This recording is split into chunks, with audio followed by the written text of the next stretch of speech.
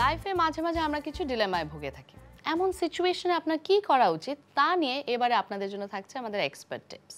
নারী পুরুষের ভালোবাসার মধ্যে অনেক সময় এমন সময় আসে যে কোনো একজন সম্পর্কটা শেষ করতে চায়, এবং সেক্ষেত্রে অনেকেই বুঝতে পারেনি যে সম্পর্কটা কিভাবে শেষ করবে বা কিভাবে এখান থেকে বেরিয়ে আসবে।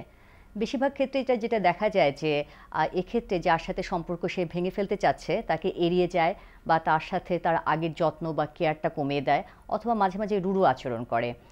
এবং এক্ষেত্রে তার উদ্দেশ্য থাকে যে অপরপক্ষ যেন তার এই আচরণের মাধ্যমে বুঝতে পারে যে সম্পর্কটা ঠিক আগের মতো নেই এবং সে যেন নিজ থেকে সরে আসে। কিন্তু এ ধরনের কৌশলটা আসলে সম্পর্ককে আরও জটিল করে ফেলে, এবং যার সাথে সম্পর্কটা শেষ করতে চায় সে এক ধরনের বিভ্রান্তির মধ্যে থাকে।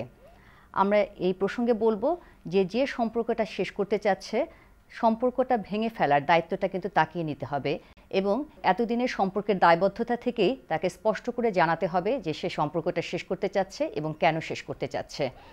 এবং এক্ষেত্রে সম্পর্ক শেষ করার পর যোগাযোগ একদম সম্পূর্ণ বন্ধ থাকবে।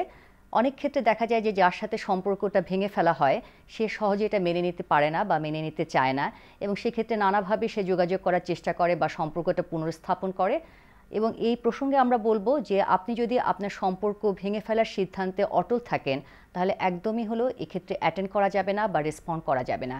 আপনি যদি ক্রমাগত জিনিসটাকে একদম অ্যাটেন্ড না করেন বা রেসপন্ড না করেন, তাহলে আপনার যে আগের সঙ্গী তিনি একসময় বুঝতে পারবেন যে সম্পর্কটা শেষ হয়ে গিয়েছে, এবং কষ্ট হলেও সে ধীরে ধীরে জিনিসটা মেনে নিতে পারবে।